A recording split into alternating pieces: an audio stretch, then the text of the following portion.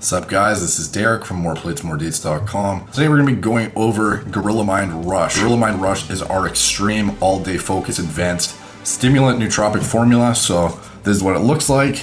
This will help you focus.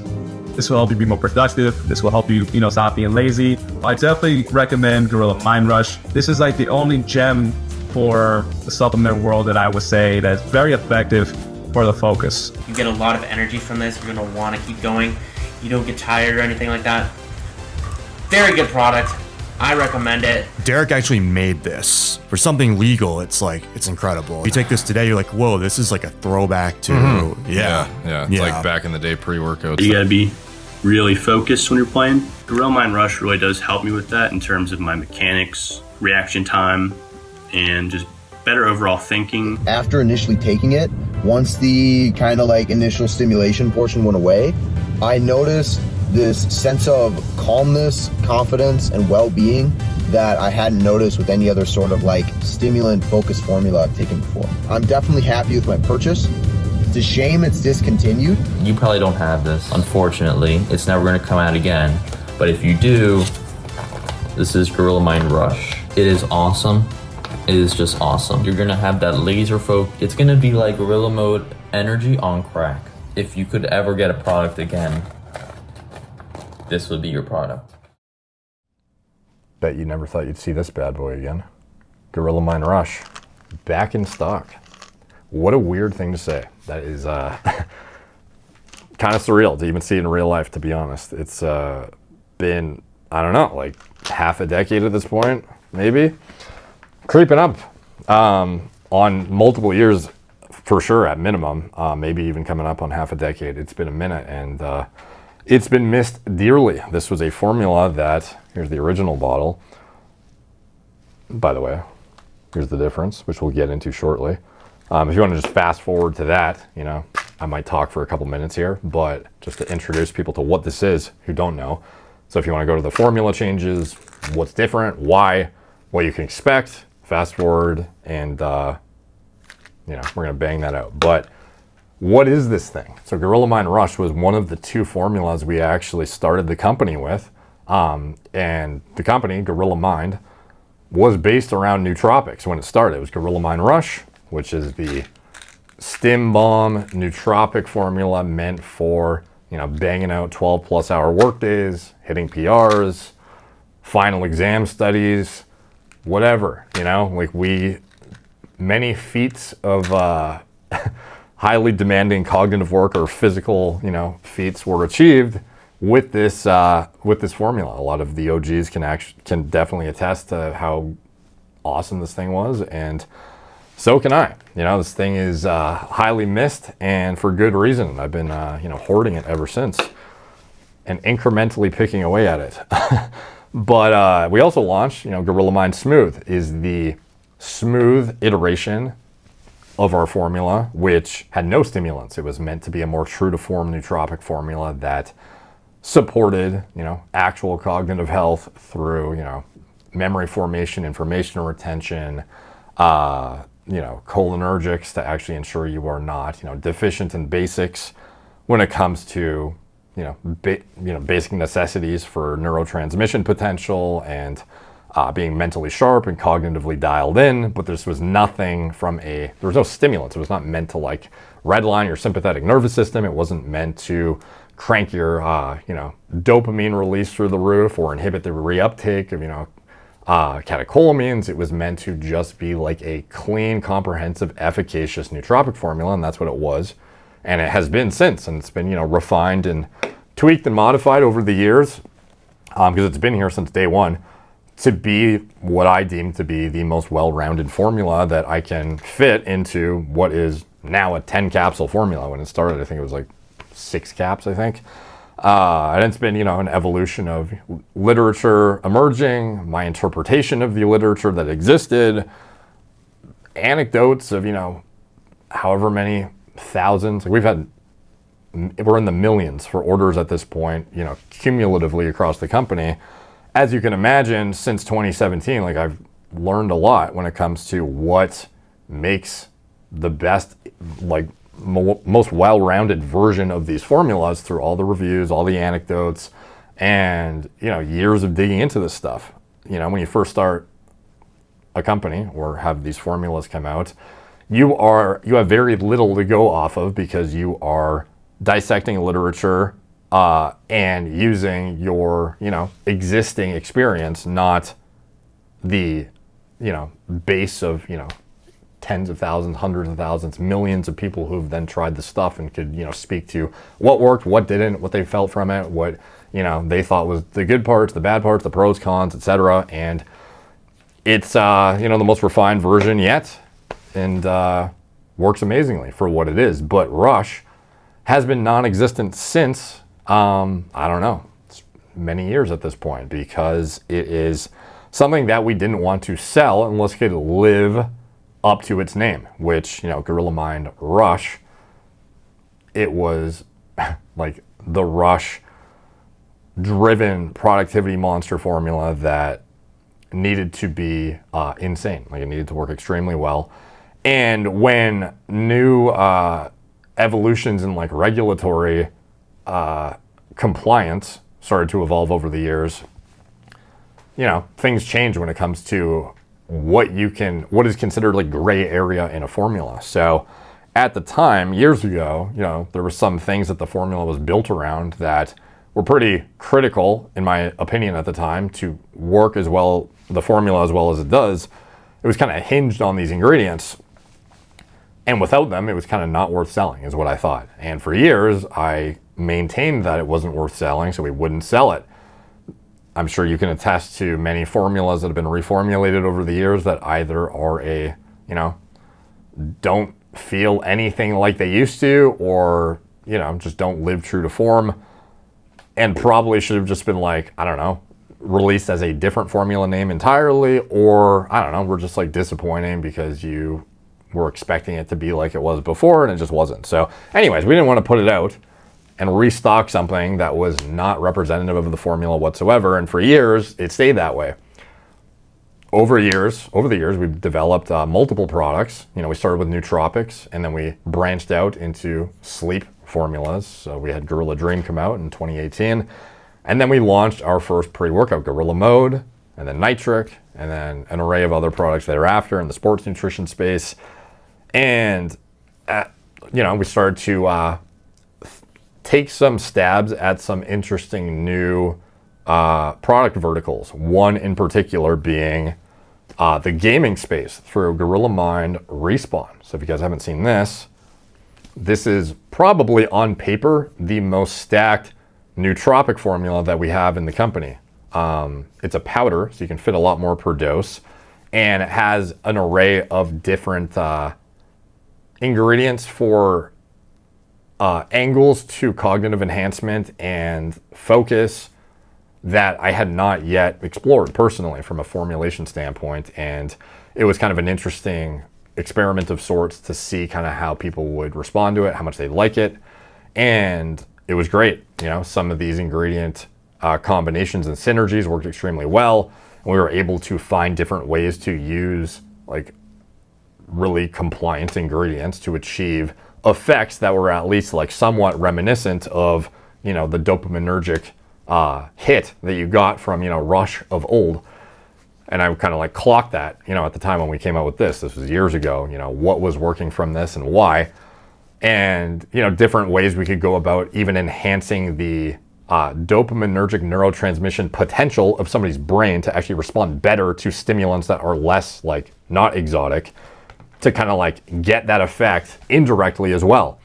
Because there are different ways to skin a cat when it comes to achieving this kind of like, you know, exotic stim effect that many of us, you know, recall from, you know, back in the day pre-workouts or Gorilla Mind Rush, you know, 2017, 2018.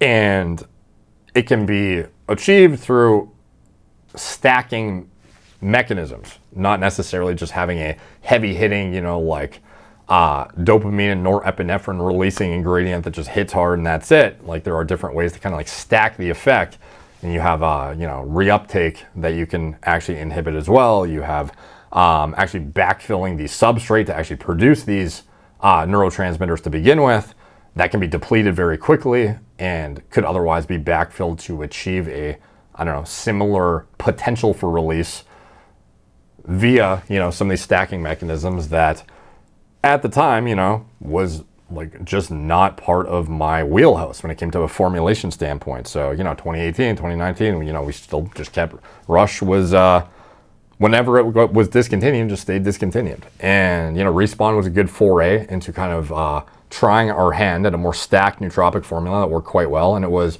on a scale, if I had like a spectrum of like stimulant to like true nootropic, not that it's in a powder, you have to like pick one or the other like you do in capsules where you're limited in space more. But it was kind of like lower on the stim side, very high on the true nootropic, but also like dopaminergic potential side of things to kind of see what we could get out of a low stimulant formula, but still trying to like achieve similar activity, so to speak. And I'll elaborate on what I mean by that more later or soon here as we get into Lightning, which was our highest stim formula yet. So Gorilla Mode Lightning came out last year. This was like, I don't know, like our most like intense, exotic kind of approach to a product since, you know, Rush, essentially, that I can think of at least. And it was kind of going in a different direction. So with Respawn, we are tailoring it to people who are sitting at a desk, sitting at a, you know, a table, sitting at a, you know, in front of their TV gaming, in front of a laptop working, at school, you know, studying, in a classroom, like whatever it may be, in a workplace, and you can't be, you know, stimmed out of your tree. It's something you need to be dialed, but like calmly dialed, and you have like a heightened energy level, but not over the top. And you still have some of those, you know, cognitive processes augmented, and some of that dopamine enhancement and some of that, you know, adrenergic activity, but like subtly. And, you know, it did what it was supposed to do, and kind of like clocked those effects and understood a little bit more how, you know, all these complementary mechanisms could work together in synergy. And then with Lightning, it was like, okay, well, let's take the most aggressive stance we can towards a stimulant-based formula. How do we get, you know, people redlined from like an adrenaline standpoint, from a hitting PR standpoint, from a, you know, energy standpoint, essentially, not as much like euphoria and like, you know, productivity and drive, but largely on what's going to move the needle assuredly on a force production side of things, as well as ensuring you are offsetting the vasoconstriction component of, you know, what would come from exotic stimulants in order to still get a good pump in the gym, not inhibit, you know, circulation, not inhibit your actual quality of workout. And I think we did that quite well. And we had the first, I think, ever formula that had like the true max efficacious dose clocked in the literature in humans of L-tyrosine, which if you look in any of the studies assessing L-tyrosine, pitting it against literally like dextroamphetamine, modafinil, like these studies where tyrosine is actually having the most impact, it's, you know, being dosed at like upwards of like 100 milligrams a kilogram. I think the actual dose that was the max out in the literature that I was looking at was 150, which would be the equivalent of like 13.5 grams for many men who are, you know, in the weight range that are, you know, like gym bros, essentially, you know, guys like me.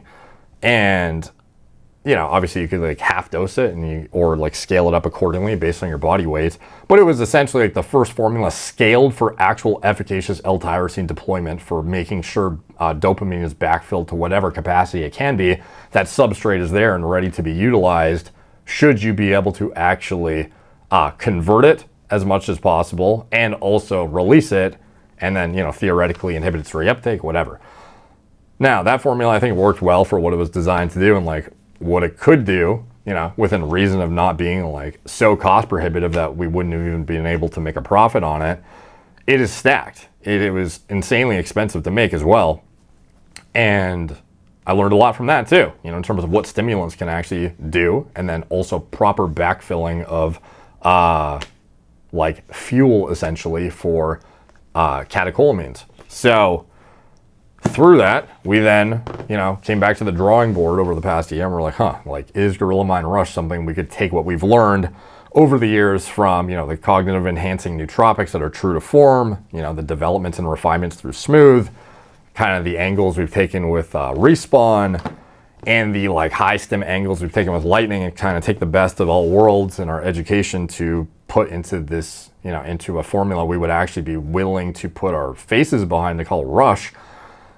Let's try it. So, you know, we tried some things, and kind of surprisingly, to be honest, I thought, you know, best case scenario, we'd get something that was like, okay, this is like original OG Rush is like, feels like a 9 out of 10 if you were to gonna, let's just say like literal pharma stuff is like your 10 out of 10 theoretically in terms of perception of like subjective like euphoric high drive stimulation, if that was even, you know, a benchmark. Not that it is, but just like, you know, theorize with me for a sec here. I'm trying to conceptualize what I'm going, scaling this.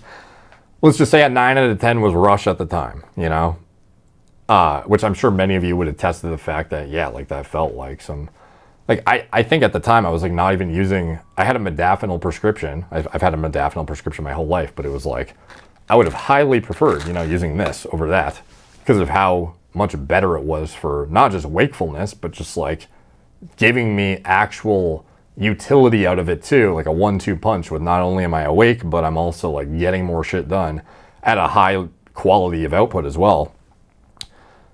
And, you know, I thought best case scenario, we're going to get like, I don't know, 6 out of 10, something like that. At least from what we've found in-house testing, the new Rush formula is probably something like a 8 out of 10, 7.5, 8 out of 10. Depends on the person. But it's up there. It's comparable. It's within striking distance of original Rush. And I think some people will actually find it's better. Some people will find this is like a 9 out of 10. The OG was like a 6 or a 7.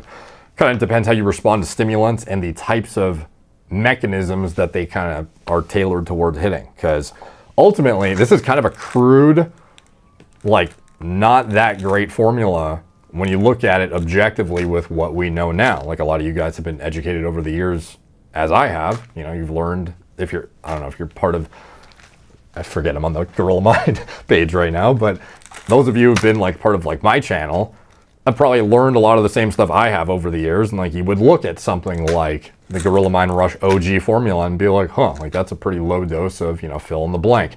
That was probably not the best use of fill in the blank. So like, for example, let's go through the formula line by line here. So originally we had per max dose. So this was like a 6 cap dose if you're going to use it. We had DMAE. So don't be confused with 1,3-DMAA. This is not what DMAE is. That's a common misinterpretation of what that ingredient is. I believe it's dimethylaminoethanol it stands for. I think that's what it is. But anyway, DMAE, it's a cholinergic, and it is something that works. However, it is, from what I found over the years, to be essentially a poor man's alternative to what is a more tried and true approach to cholinergic backfilling to try and, you know, maximize acetylcholine output, which is a stack of, I find to be the best, is alpha GPC. And if you need that acetylcholinesterase inhibition to attenuate the degradation, you know, you would have the huperzine A, which is highly efficacious and literature backed as well. And then on top of that, you know, we have this uridine monophosphate, which is a new introduction that was conceptualized and introduced in Respawn to actually enhance kind of the ceiling of, theoretically, dopaminergic neurotransmission potential, which it seems to do, at least anecdotally. Those who take a solid dose of uridine find that stimulants actually work better at the same dose when they complement it with uridine concurrently. And then obviously if you have the acetylcholine being maxed out, and a lot of people are very deficient in choline just through diet, if you have all those backfilled and you're not overdoing it from a cholinergic standpoint, you will typically find that you are more mentally sharp, focused, information retention is heightened, even motor unit recruitment is enhanced in the gym to some extent. It's just a better cognitive state of performance. And it is a complementary environment for stimulants to work better, seemingly, is what we found. So DMAE, was that something that we found to be critical or, like a non-negotiable, needed to be in the formula to be worth being rushed still? No, in fact, I found it redundant and replaceable, like preferably replaceable. Like this wasn't something I wanted to keep in. Like we could have kept in if we wanted to. It's not like it's not a compliant ingredient. So DMAE, not to be confused with 1,3-DMA, which is like the heaviest hitting stimulant that from like 1MR days. You have what were the most popular ones? 1MR, Mesomorph. Some of those like sick OG pre-workouts that were. And comically, if you go look at those formulas, knowing what you know now, you'd probably like laugh at what you thought was a good pre-workout back in the day, because it was literally just like a prop blend with no like reasonable dosages of anything related to actual performance for like vasodilation or muscular endurance, nothing outside of the cognitive realm. It was essentially just a prop blend of a shit ton of caffeine and 50 to 75 milligrams of DMAA, and then like a sprinkling pixie dusting of, citrulline and some other stuff. And, that just speaks to how effective stimulants are, that they could literally like pull the weight of an entire workout, not, getting any of the other stuff that we find to be helpful now too, like, the betaine anhydrous, an efficacious dose of citrulline, etc. So, even like inclusions of creatine that we include in our pre-workouts, at least mode and nitric, like, back then, a lot of us probably weren't even getting enough creatine in because we were, skipping days or missing days, or we thought it would make us lose our hair or whatever. Like there was a lot of shit that like was being missed back in the day when we were taking like the amazing, legendary pre-workouts. It was literally just like we were all cranked on like literal amphetamines essentially. It just shows how effective like exotic stimulants really are, or our perception of them, because it felt pretty good, obviously. So anyway, DMAE, not necessary, not helpful. In fact, I would probably say I would be concerned to include it in the formula, given that we have a high dose of alpha GPC, huperzine, and the uridine in here now. Like it would probably put you into a overshot of cholinergics, realistically. So that was removed, justifiably so, especially considering the fact that we took the alpha GPC dose from 600 to 1200. So the old formula, you would get 600 milligrams of alpha GPC, 50%. New formula, by the way, 10 capsules now for a max dose instead of 6. And the tailored like approach to it, as far as like nootropics relative to stimulants, you are still going to get the most true to form, comprehensive and in-depth like nootropic formula out of Gorilla Mind Smooth or Respawn, because these are tailored for actual cognitive support primarily, whereas Rush, 10 capsules in Rush versus 10 capsules of Smooth, it's going to be leaned more towards the stimulatory, dopaminergic, productivity, drive, energy, mental sharpness, laser focus side of things, as opposed to Smooth. You can actually expect, no stimulants, pure cognitive support, more of like a true to form nootropic formula. This is like a stimulant nootropic cocktail essentially. So just putting out there the preface of what like Rush you should expect from it. It's not going to be the best from a nootropics standpoint for like the cumulative spectrum of what could be supported via the capsule space that we have to work with. But for those who want the Rush formula and like what you would use Rush for, this is like the best we can get out of it. So I'll continue now. So alpha GPC, same doses in Smooth, by the way, 1200 milligrams. So doubled it from the old Rush formula. No brainer, highly effective cholinergic, and works really well. Probably the most, literature backed one. And if it's not, like any comparable ones, I think put tit for tat against it have either perform more poorly or don't cross the blood-brain barrier, or an array of other deficiencies that, alpha GPC has stood the test of time as of now as like the primary choline source that is bioavailable and has utility for the purposes we'd be using it for, at least from what I've seen. Obviously CDP choline is a close second, but still alpha GPC edges it out as of now, especially when you have uridine separately. So moving on to tyrosine. We had 500 milligrams in the original formula. So basically nothing. at the time, I was under the impression, tyrosine efficacious dose was like 500 milligrams to 1,000. That's what we were told back in like 2016, 2017. That was a high dose back then. It's like if you had 1,000 to 1,500 milligrams of tyrosine, it was like, oh, like you're pushing it, buddy. Now I'm like, 10 grams plus is like the dose that is in the study. It's like, why are we using such little pittance doses that do, I don't know. Like some people feel low doses for sure. However, for those who were in like a highly stressed environment and are subjecting themselves to, the conditions that would deplete the reservoir of dopamine and actually need that backfilling of catecholamines, of dopamine, norepinephrine, etc. And for somebody who weighs a lot as well, the guys who are using formulas like this that are that stacked to begin with, like in general, are going to be individuals who weigh more than the average person. And, you're probably going to need more than, what was anecdotal good dose in some Nootropic blog from 2011, So anyways, that's not to say that, at the time we knew what we knew. And now I know that more can actually be better. So it's 2,500 milligrams now. Now, is that anywhere near, the 150 milligram per kilogram dose that you find in the most heavy hitting of literature? No, but you can, if it was, then we would have a fucking 20 capsule product or something, which is just not going to happen. So that's where if you wanted the true 13.5 gram dose, look to this kind of a thing, lightning. But for what we can work with in a capsule, this is a good support for ensuring you have some backfilling of substrate to actually be the fuel that can then be, released and utilized effectively via some of these exotic stimulants that we'll get into momentarily. So next up, we have Bacopa monnieri and L-theanine. So these are two nootropics that are research-backed, efficacious, work well.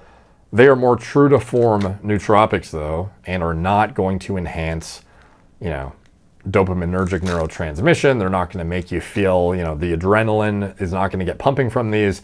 You're not going to get any energy from them. They're not really going to do a whole lot other than support cognition. And L-theanine would actually smooth out and actually attenuate the impact, so to speak, of these stims, which is fine in some contexts, but at least for Rush and for the space that we're working with in capsules, it was not really that useful. So we removed them entirely in Rush 2.0, and I think justifiably so, because I don't think they really added anything for what we would use Rush for. So if you want, an efficacious dose of Bacopa, we still have in Gorilla Mind Smooth. We also have L-theanine and Gorilla Mind Smooth as well. And we use L-theanine in a lot of our products as well. It's not like we don't believe in the ingredient. It's great. I just don't think it had the justifiable place to be put into Gorilla Mind Rush 2.0. Next up, we get into the stim territory. So now we look, let's wrap up huperzine. So that was at, I believe 400 micrograms in the original formula. We actually lowered it to 200 because of the bump in alpha GPC and the uridine.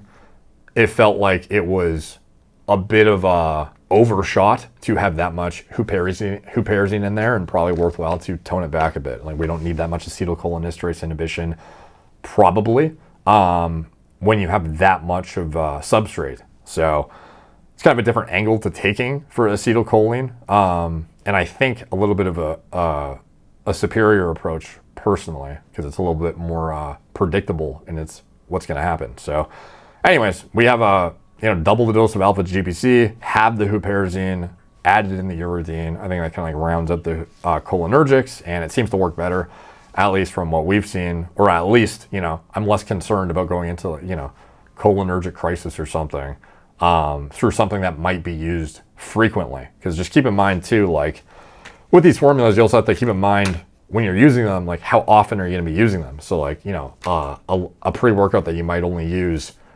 once a week, that's a high stim, exotic stim bomb, that you might be able to get away with more cholinergics than something that is more of a daily driver type product. Not that I would suggest using Rush daily at all, but it's something that would, in general, I think people using it are going to be using it more frequently than people who are going to be using like the highest stim pre-workout that is literally like reserved for workouts, that just by nature of it being for workouts is only going to be like 4 to 5 times a week typically. And then of those, how many are you going to use your highest stim pre-workout? You know, maybe like 1 or 2 on like leg days, back days, whatever it may be.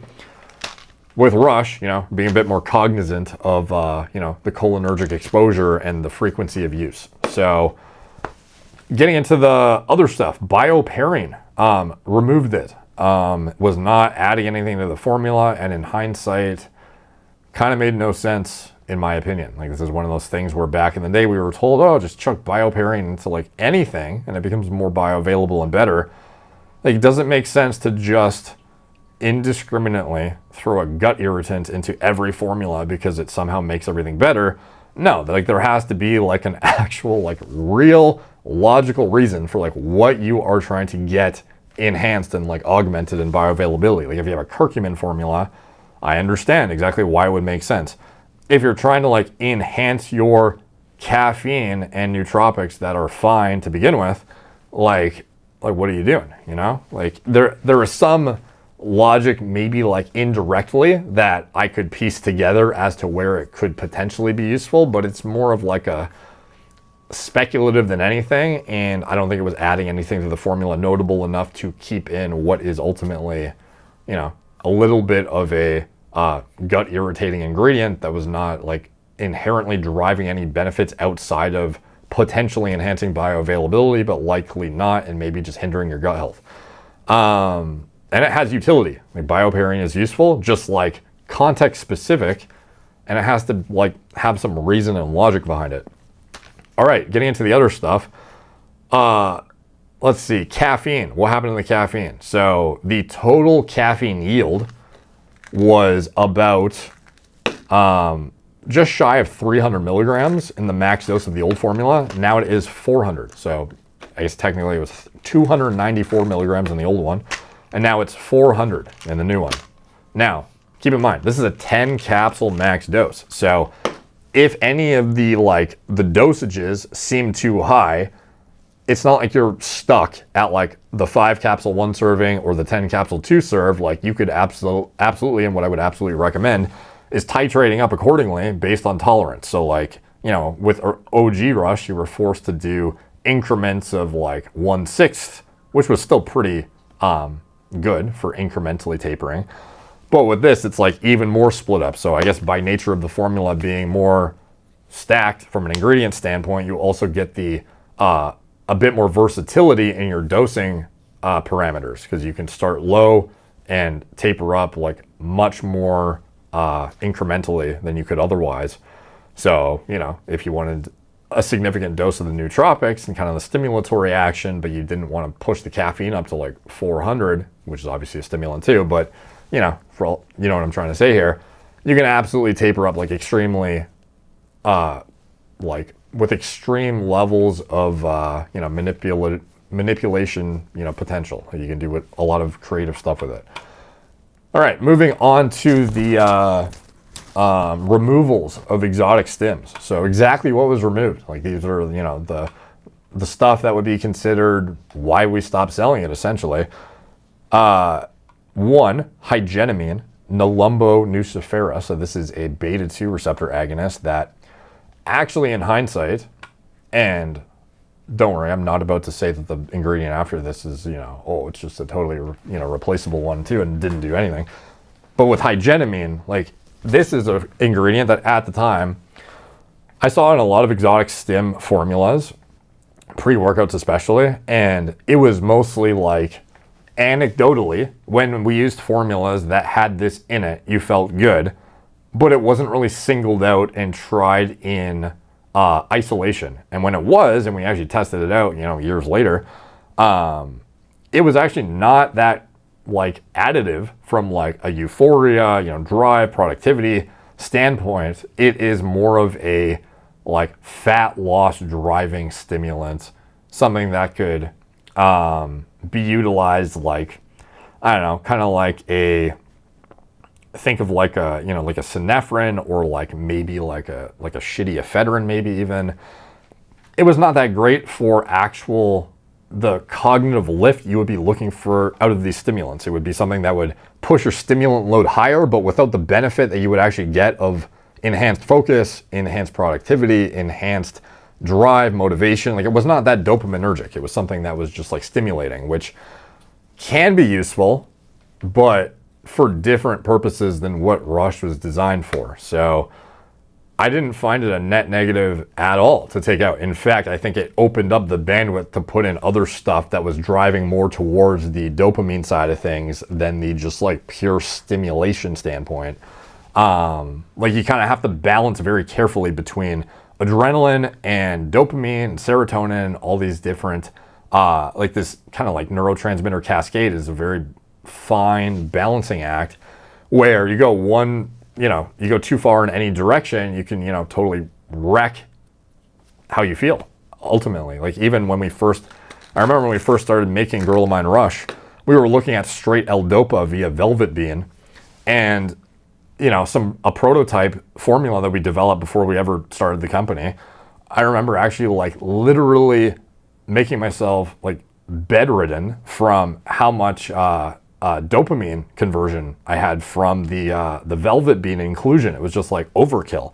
If you overdo it in any of these kind of angles, like, it can be a net negative dramatically. Like, it could ruin your day. So like, you got to be careful when you're doing this stuff, and that's why you should ultimately talk to a doctor before you take anything and make sure that it is something that is congruent with your diet, your personal supplementation regimen, medications you're on. Like, be very careful with this stuff and don't just assume it's fine because something is a supplement. Like, you should absolutely vet it still. So just my precautionary thing, like, actually read warning labels when you buy stuff. So anyway, Nelumbo, Nucifera, Hygienamine. Took it out, didn't find it was a net negative. In fact, I think the bandwidth it opened up for more stimulation from a productive side of things was net positive, because we now had room to do more stuff that was going towards what we were trying to get.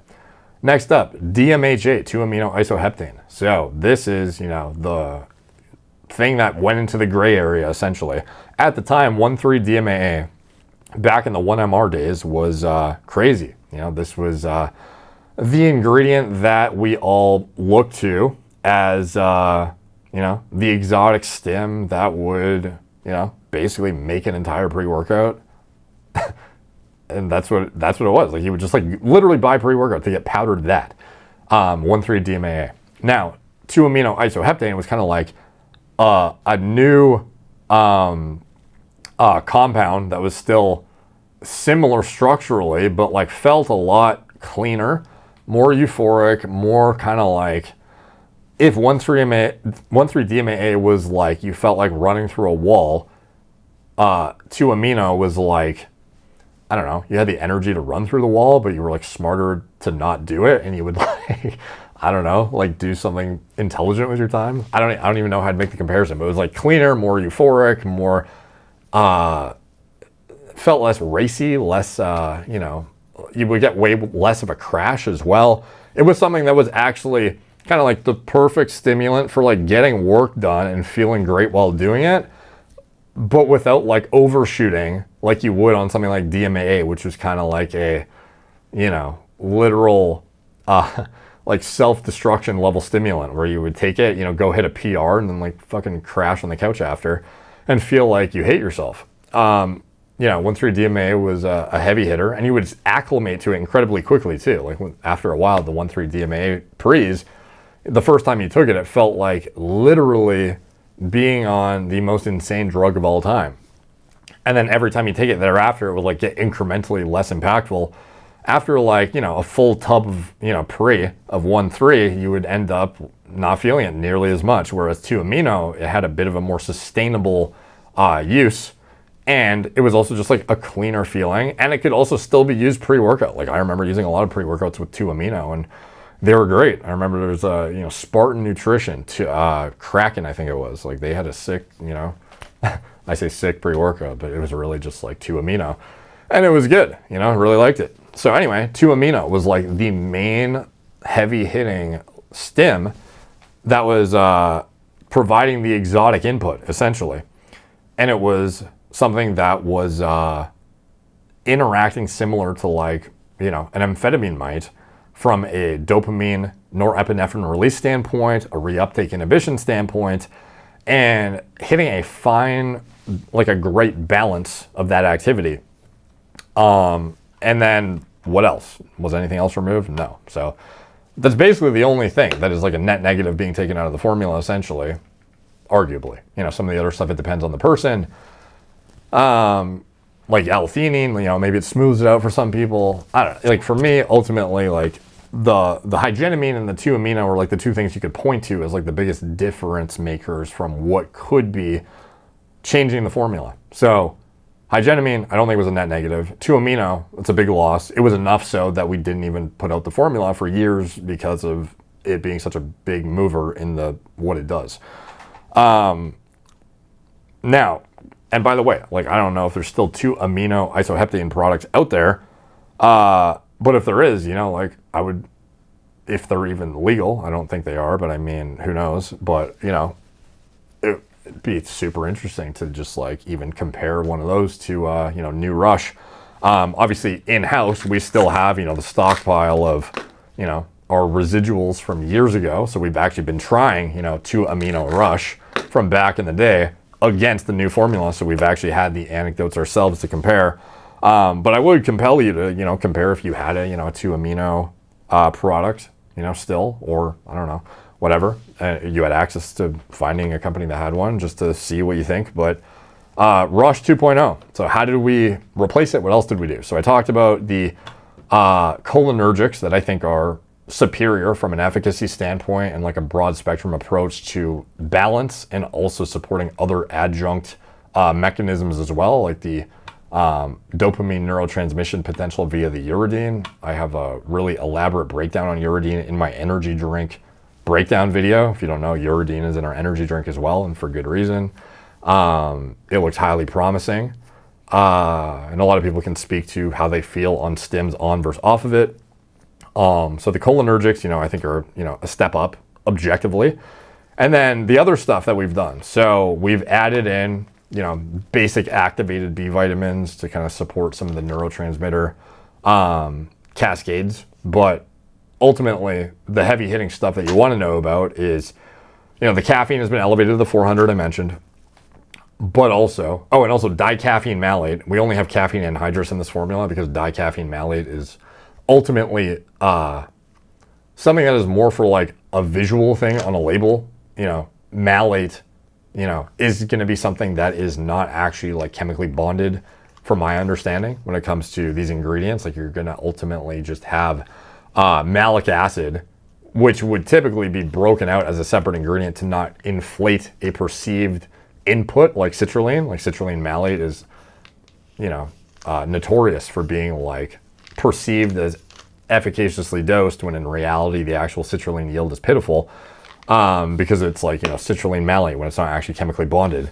You know, dicaffeine malate, but it's at a low enough dose that it's not going to be used as like an inflationary tactic. It's ultimately something that looks, it's usually like a visual utility more than something that actually like drags out the caffeine half-life.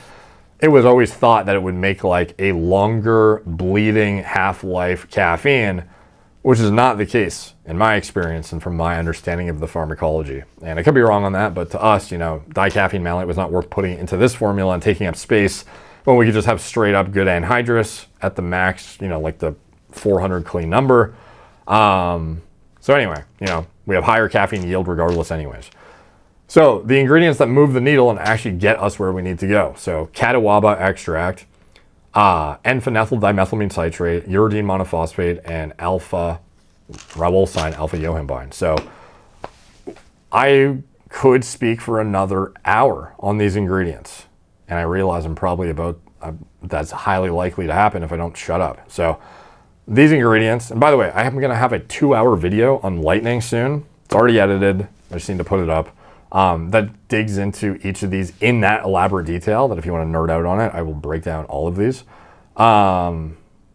With the exception of uridine, that one, because uridine is, a lot of people are like, well, why would I, you know, get Rush instead of just like this or whatever. Uridine is not in this. Uridine is in this, but this does not have N-phenyl does not have ribosine, doesn't have catawba, whereas this has our trademark Synaptrix catawba bark extract. Trichilia catigua is the actual name. And this is something that factors in all of those components. But the breakdown of uridine to its full depth can be seen in either my Respawn article on moreplatesmoredates.com. You can read up all of it with all of the literature that I've cited for you with all the graphs as well. And the video, the energy drink breakdown video that elaborates why we included it in the Gorilla Mind energy drink. So that exists. If you want to go watch the uridine breakdown, I would compel you to go check that out. And then if you want to wait to see the full breakdown of N-phenethyl as well as the ribosine and catawba, that will be coming in this video, and it covers the full spectrum of depth that you'd want to see out of it. All the literature, all the mechanisms, all of why they're synergistic with each other, or when it would be and when it wouldn't be. And ultimately, the high level on it mechanistically of what is happening. The Synaptrix, our trademarking extract of catawba extract, is ultimately, from what the literature suggests, to be a impactful and efficacious dopamine reuptake inhibitor, meaning it is going to inhibit, literally keep more dopamine around to do what it does longer. So instead of, like, you have different angles you can take when it comes to actually getting stimulatory activity or getting, dopamine enhancement like effects. One of those is actually making sure there's enough dopamine reservoir to be released, which is like making enough dopamine. And that is through the backfilling of the substrate, like the L-tyrosine efficacious dose, having a good diet, all that kind of stuff, and also not depleting your neurotransmitter like reservoirs of via, stressful activities, whatever. Different things will deplete and pull from resources when you are subject to high levels of stress, lack of sleep, etc. And this is one of the reasons why people think creatine may be so effective at, cognitive offsetting the effects of, sleep deprivation. Similar reasons, like actually pulling, things that are getting depleted elsewhere in order to serve the endogenous creatine synthesis demand that is otherwise being like overly depleted. Like there are other areas of your brain that are getting sucked at, essentially, in order to like meet the demands when you are inadequately, when you are not rejuvenating and restoring yourself adequately through adequate sleep, when you're not fueling yourself correctly through diet, and when you're just like an unhealthy person. There's ultimately a potential that you have for actual neurotransmission in any one of these areas when it comes to, adrenergic activity or dopaminergic activity or serotonergic activity. And it's going to be contingent on like the reservoir and fuel that you have to actually like release. And then also the activity of it, like how long does it stay around? Like how fast do you metabolize? Like how fast do you clear this stuff? There's a difference in how fast people even, clear caffeine from their system. I'm sure you're aware. The same would apply for like anything in the body, essentially. So when it comes to dopamine and, norepinephrine and adrenaline, this is stuff that you can serve to maximize via, substrate release potential, like through manual release via some of these like, specific compounds like N-phenyl dimethylamine citrate or other substituted phenethylamines that act similarly mechanistically to things like amphetamines. And then, the adrenaline side of things as well. But ultimately, it's how much do you have in reservoir to actually serve as fuel? How much capacity do you have to actually like manually push it into utility? And then how long is it going to like residually provide activity and potentially even stacking over time via the inhibition of reuptake? These are all different angles that can be taken to try and achieve like a 1 + 1 + 1 equals, it depends on the compound's effect.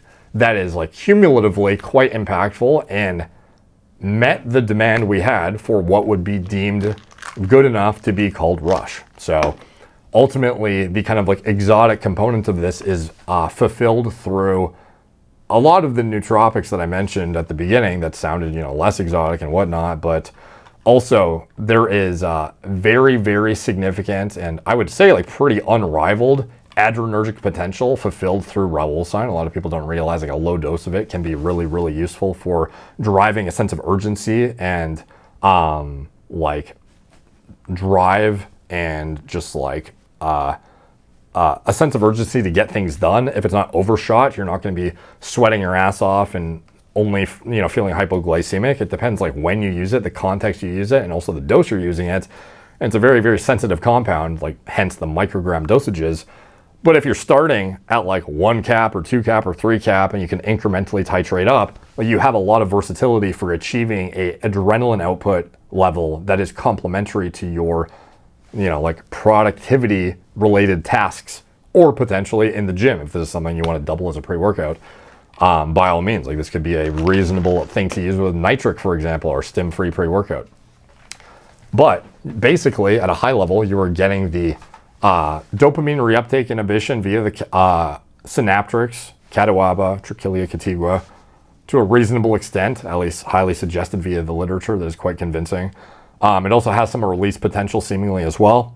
And then the N-phenylethyl dimethylamine citrate we have at 500 milligrams. So that is a very high dose and seems to move the needle as well. And the catawaba, I should have mentioned, is 1,000 milligrams.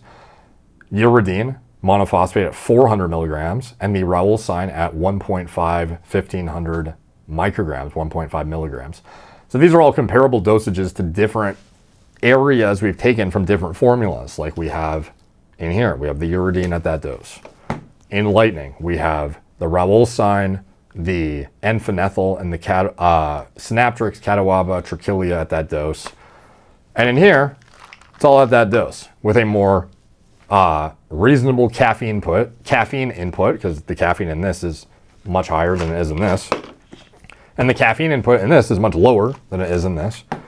And the nootropic blend that's complementary and synergistic is designed around those to get you in a like mindset that is what I would say is like pretty comparable to what we want out of Rush, without overshooting you and without undershooting you, depending on the person. Everyone's going to respond differently, and ultimately this is what we found the most well-rounded approach to take to get that kind of exotic stimulation that we're seeking out of a thing we even deemed to sell called Rush.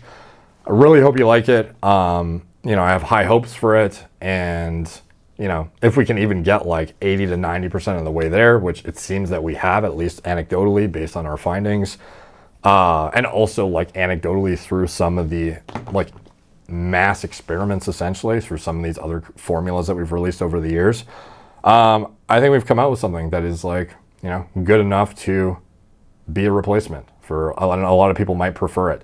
A lot of people might remember, effects, and keep in mind, like recollection of what you felt when you first took a pre-workout that had stimulants in it that were exotic years ago, when your tolerance might have been 0, is not going to be the same perception of like how it hits now. So just keep in mind, like you taking OG Rush in 2017, 2018, when you're like, fresh to the scene of nootropics and, exotic pre-workouts or whatnot.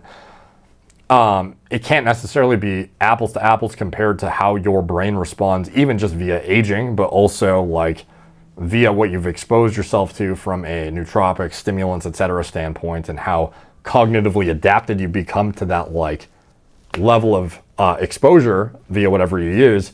It's not going to be an apples to apples comparison. So keep in mind, it's very, very difficult to like recall exactly how something felt and then have like the exact comparison as if you just used it today in your current cognitive state.